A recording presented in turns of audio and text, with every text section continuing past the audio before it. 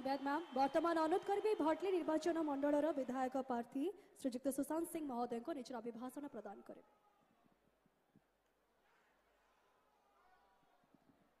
आमर समर्थक प्रिय मुख्यमंत्री माननीय नवीन पट्टनायक महोदय, उपस्थित भिके पांड्यान महोदय, सबू एमएलए प्रार्थी प्रार्थीनी एवं एमपी प्रार्थीनी, उपस्थित गुरुजन माने माँ माने समस्त को नमस्कार।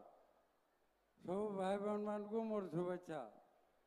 आपन को खाली गोटे कथा कहमी, 2014 रु बीजेपी सरकार केंद्र में शासन करछे। 2014-19 रे से कहितला धान रेट 2 गुण करमी कला के कला धन आनिकी समकर अकाउंट रे 15 लाख पगामी पगाला के। 2018 रे दिल्ली रे चाषी माने आंदोलन करिकी 700 चाषी मरी गले एवं 2 मास तले दिल्ली के कृषक माने जोतिले ताकू लाठी चार्ज आंसू गैस सब देखिरी ताकू घोड़े देले गुली फुटे से लगी जुमला पार्टी कथा के आपण मैंने विश्वास नहीं करूँ।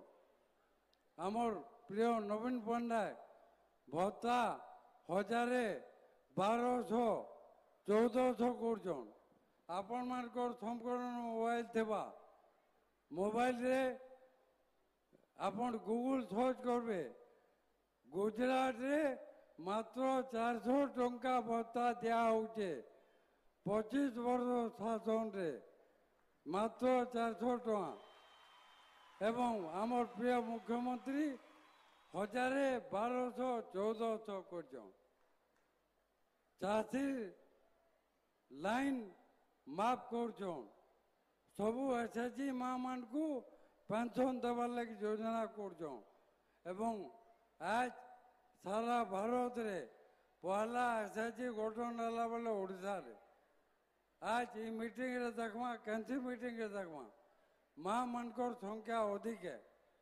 गोटे टाइम थिला जे माँ माने घर नहीं बाहरुते 2000 मसीहा आगु आमर बजार मात्र 5000 कोटी टका थिला। यादे